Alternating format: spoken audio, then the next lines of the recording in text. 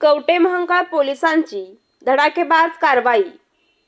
पवनचक्की cable चोरी प्रकरण फक्त 12 तासात उघडकीस.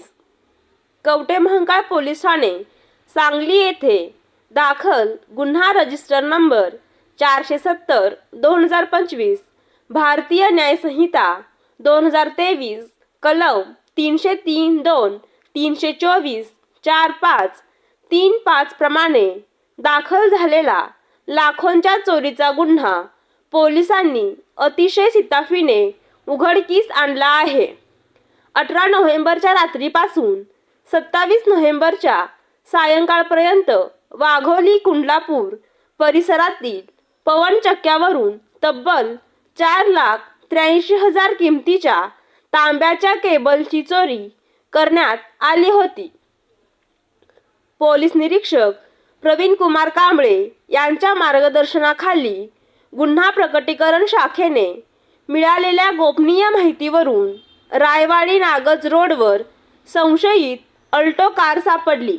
तपासात आरोपी योगेश साठे व रोहित कोळी यांनी गुन्ह्याची कबुली दिली, तर आरोपी रवींद्र मदने हा परागंदा आहे. चोरीस गेलेला माल आणि गुन्ह्यात वापरलेली वाहने, Alto car, Mahindra Bolero, cutter grinder तसेच मोठ्या प्रमाणात तांब्याची केबल असा एकूण 10,83,500 चा मुद्देमाल जप्त करण्यात आला आहे.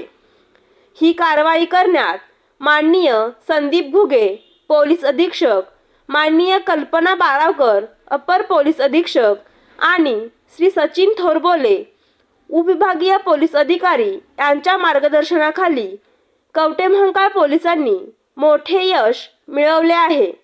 आरोपी योगेश साठे व रोहित कोळी यांना दिनांक 2 डिसेंबर रोजी अटक करण्यात आली असून पुढील तपास सहाय्यक पोलीस निरीक्षक दत्तात्रय कोळेकर करत आहेत.